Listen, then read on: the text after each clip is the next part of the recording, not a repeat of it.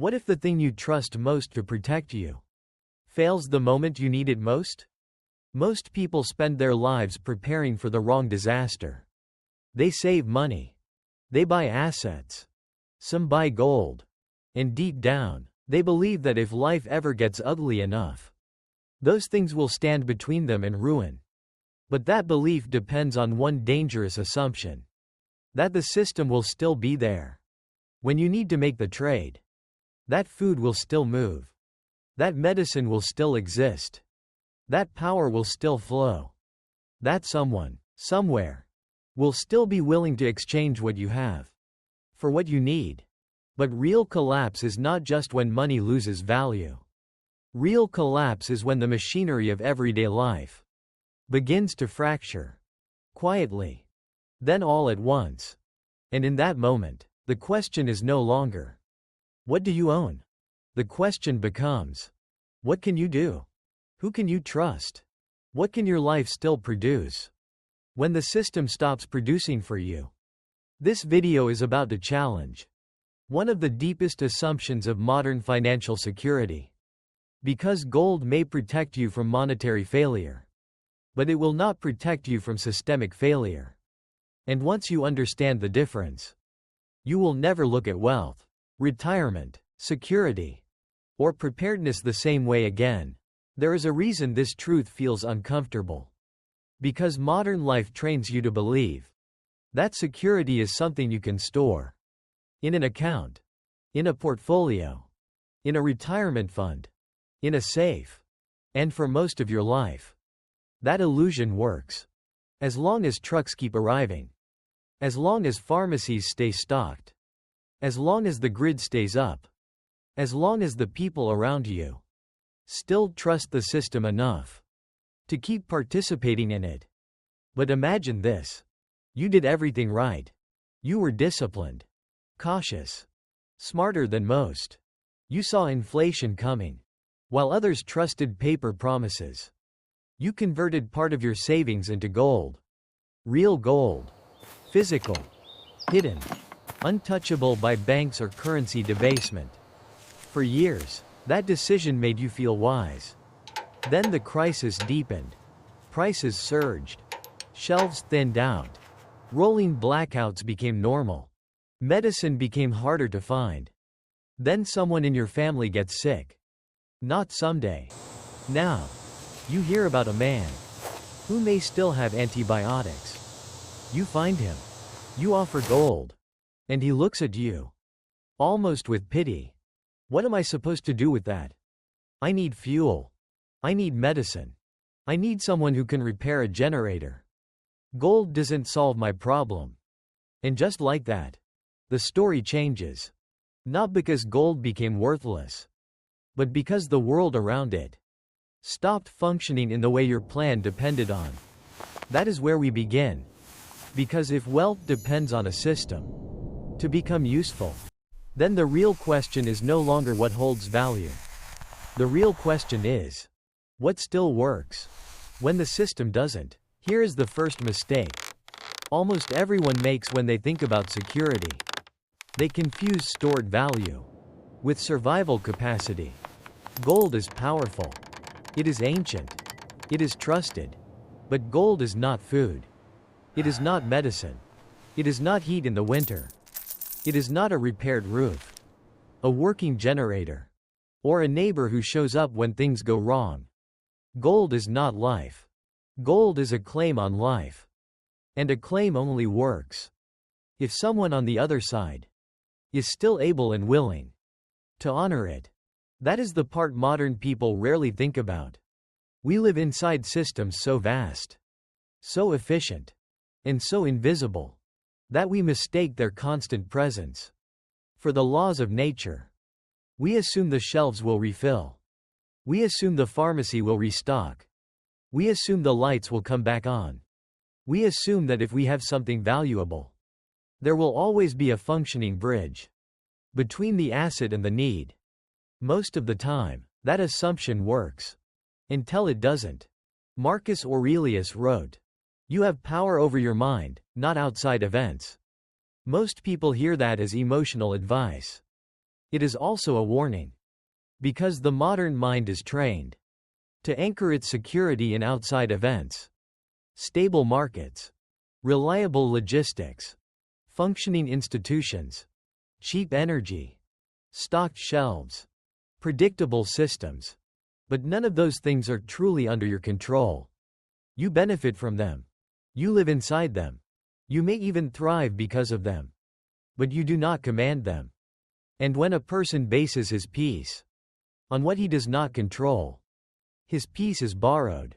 That is why so many outwardly successful people are quietly fragile. They have retirement accounts, but no practical competence. They have assets, but no redundancy. They have wealth, but no local trust. They have options on paper, but very few in real life. That is the brutal distinction. Assets are not the same as access. And access is not the same as resilience. Resilience lives closer to the ground. In useful skills. In trustworthy relationships. In low dependence. In practical redundancy.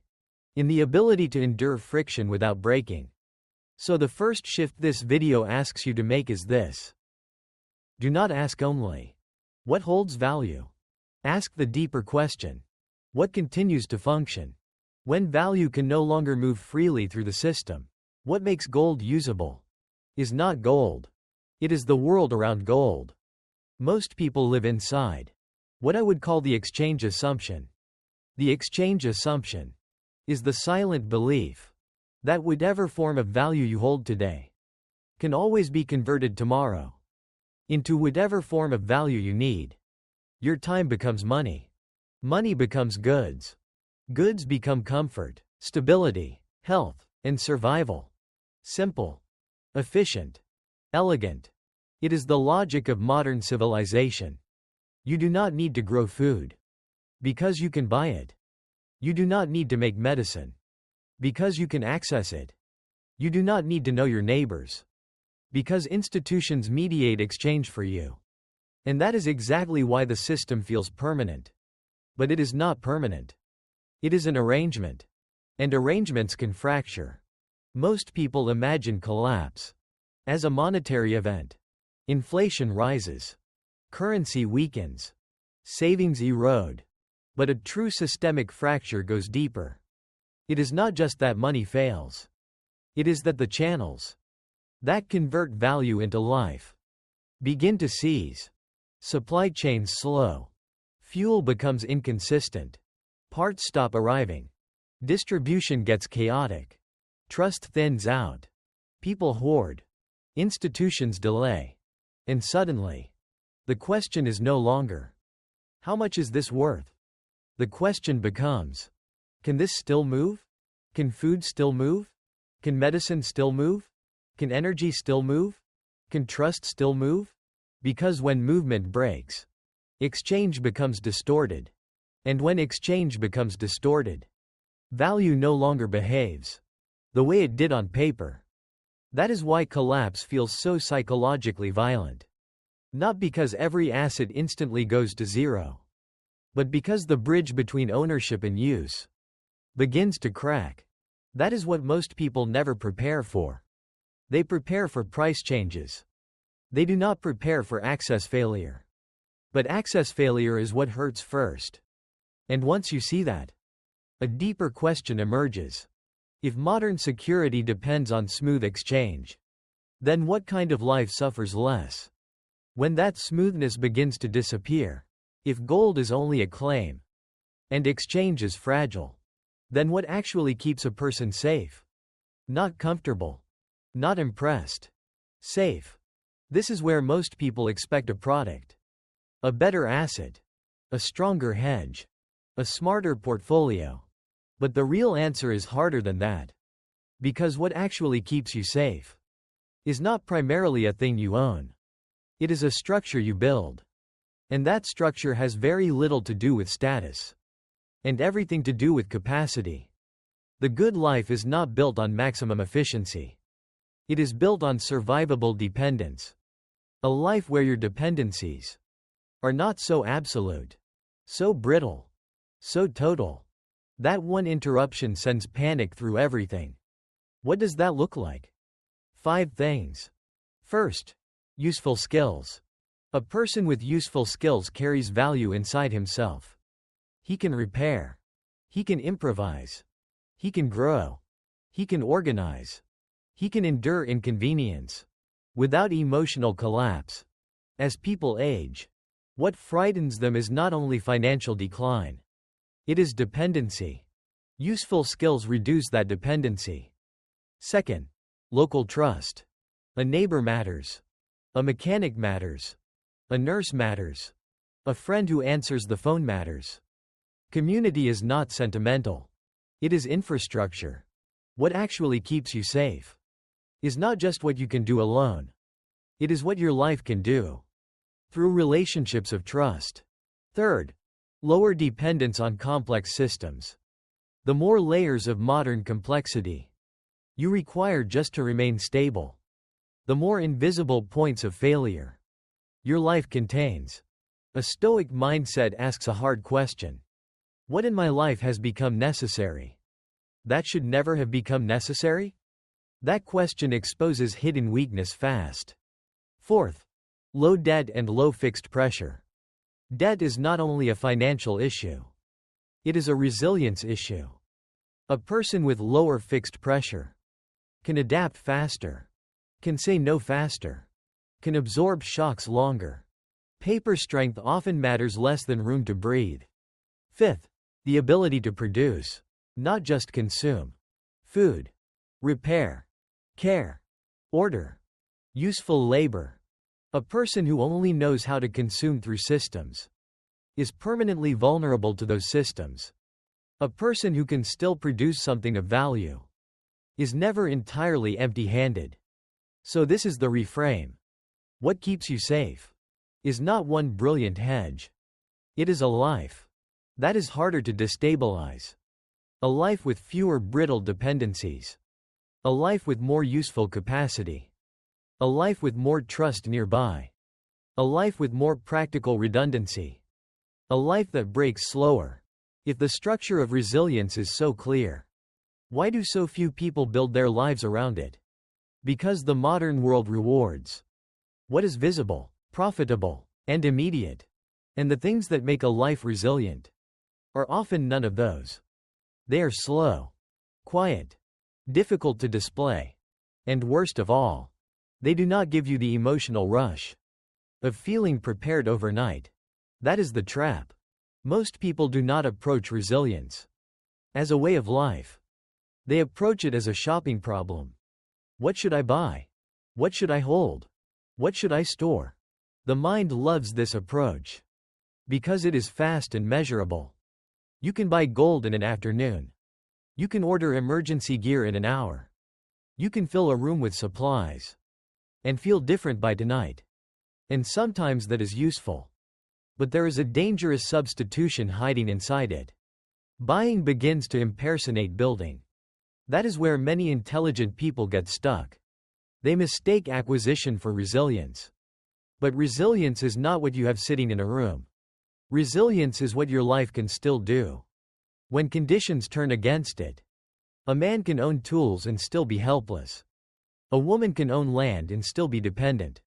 A family can own food and still be fragile. Ownership without integration is theater. It looks strong from the outside. It may even feel strong in imagination.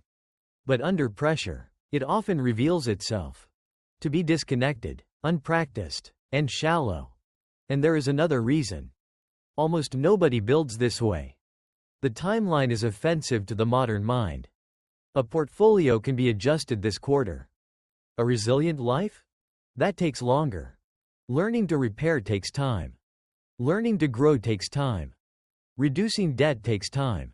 Building trustworthy local relationships takes time. Changing habits takes time. There is no shortcut. And because there is no shortcut, there is much less marketing. That is why you hear about assets collapse and inflation 1,000 times more often than you hear about structural resilience. Not because resilience is less real, but because it is less marketable. So what does this look like? In real life? Not in a bunker fantasy. In real life. In a normal neighborhood. With a normal income. In the years before retirement. Or the years after it. Because that is when this work must begin. Not when the shelves are already empty. Not when the bank is already frozen. Not when the stress has already arrived. By then, all you can do is reveal your structure. You cannot build much of it under pressure. And the good news is this. You do not need to become extreme. You do not need to flee civilization. You do not need to reject modern life. What you need is something more difficult and more reasonable. You need to make your life less brittle. That is the real project. Not perfect safety. Not total independence. Just less brittleness. Less dependence on uninterrupted convenience.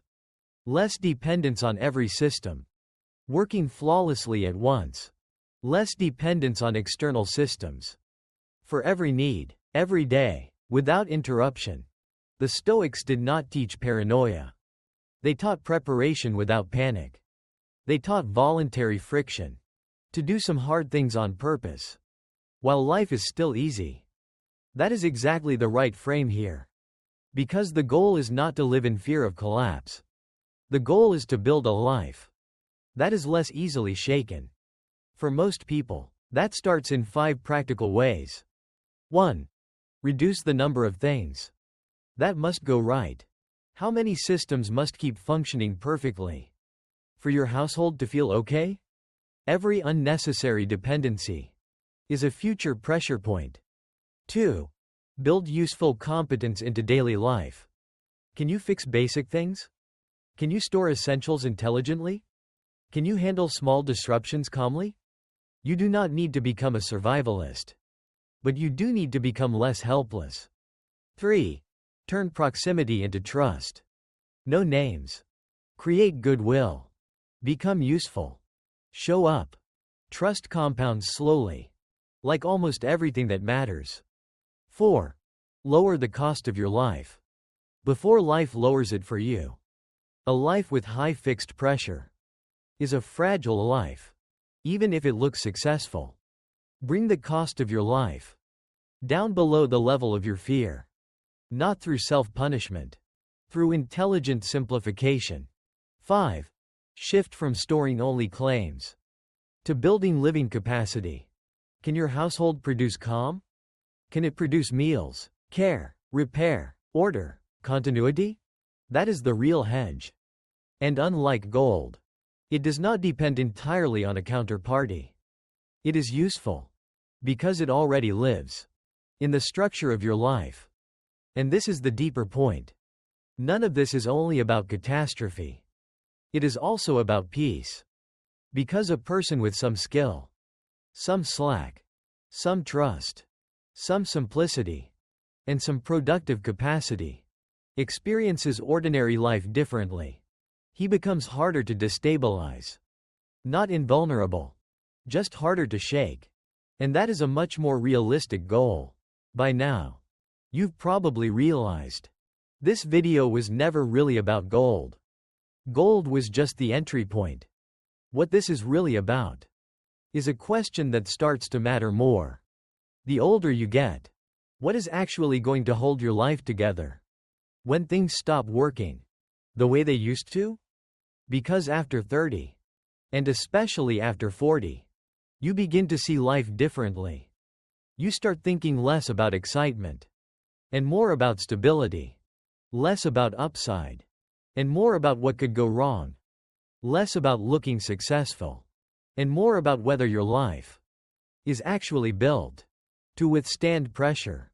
That is where most people get this wrong. They spend years building wealth, but very little time building resilience.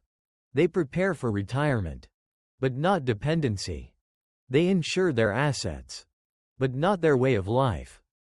They assume that if the numbers look strong, then life itself must be secure. But deep down, most people know that is not true.